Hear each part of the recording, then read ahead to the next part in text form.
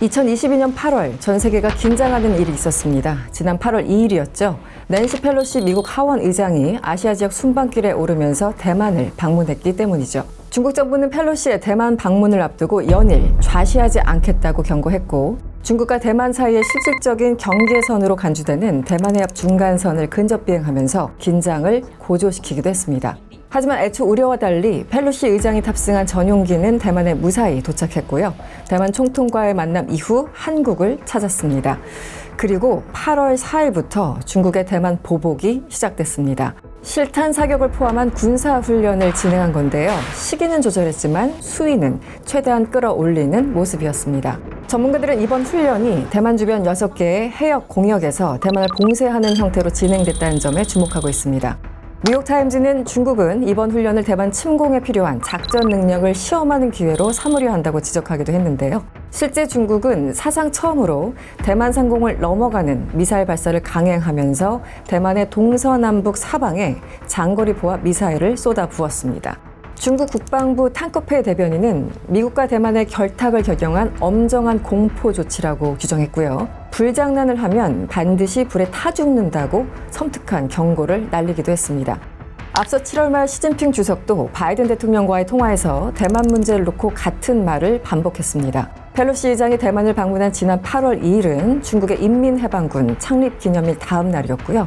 10월 무렵에는 시진핑 주석의 3연임을 결정짓는 당 대회가 열릴 것으로 보입니다. 때문에 중국 입장에서는 미국의 대만 방문에 더 강력히 반발할 수밖에 없었는데요. 그렇다면 미국 고위 관계자의 대만 방문이 근본적으로 어떤 의미를 갖길래 중국이 이토록 크게 반발하는 것일까요? 그리고 중국은 왜 이렇게까지 대만에 집착하는 걸까요? 안녕하세요. 저는 이승원이고요. 오늘은 중국과 대만에 대해서 좀 더 가까이 들여다보겠습니다.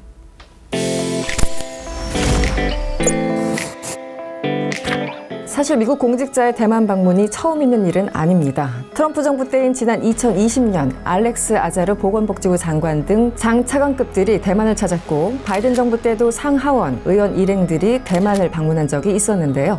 하지만 이들은 낸시 펠로시처럼 하원 의장의 무게를 가진 인물들은 아니었습니다. 낸시 펠로시는 지난 1987년 연방 하원 의원에 처음 당선된 이후 지금까지 18선을 지내면서 하원 의장만 4번째 역임하고 있는 미국 권력 서열 3위 최고이직 인사입니다.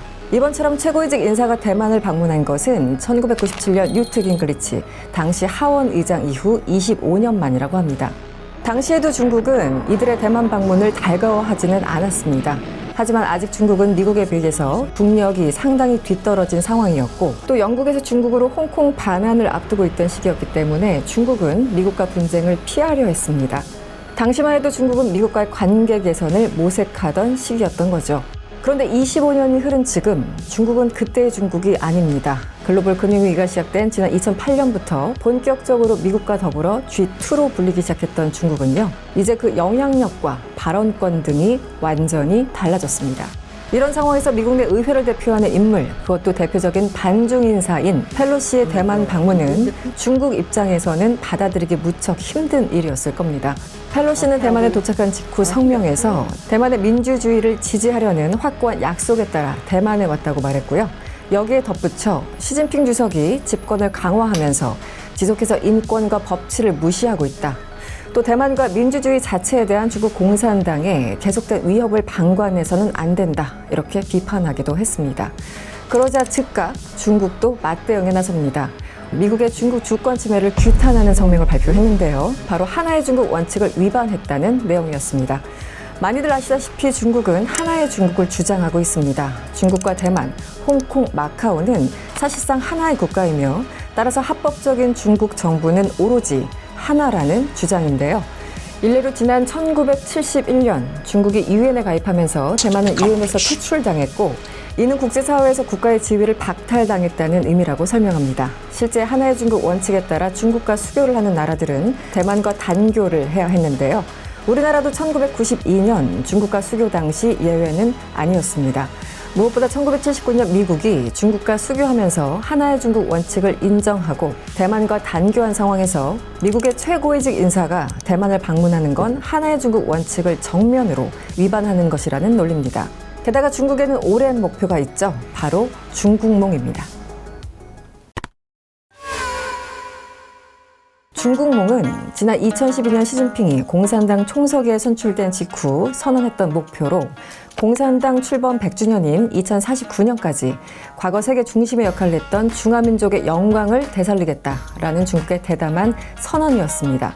쉽게 말해 중국이 미국을 제치고 세계 최대 강국으로 나가겠다는 뜻입니다. 이러한 중국몽의 실현을 위해서 중국이 반드시 갖춰야 할 요건은 바로 강력한 국력과 하나된 인민인데요.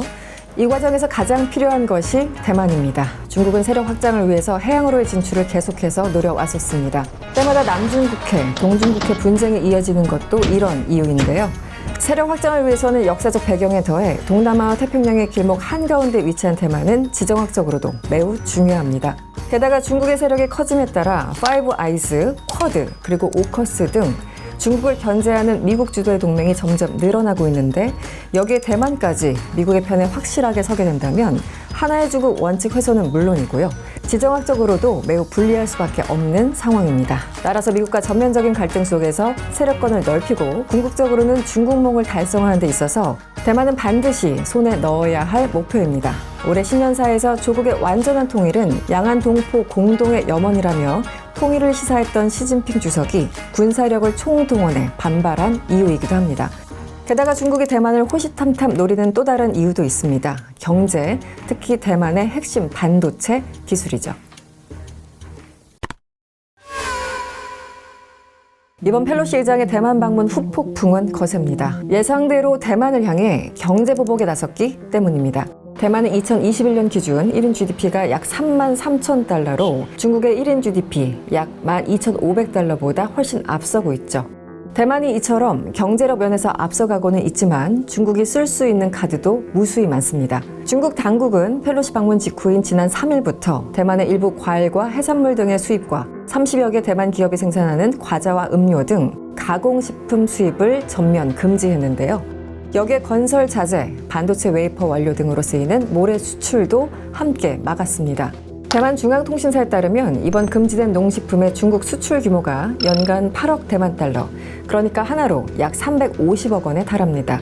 그런데 여기에서 눈여겨볼 점이 있습니다.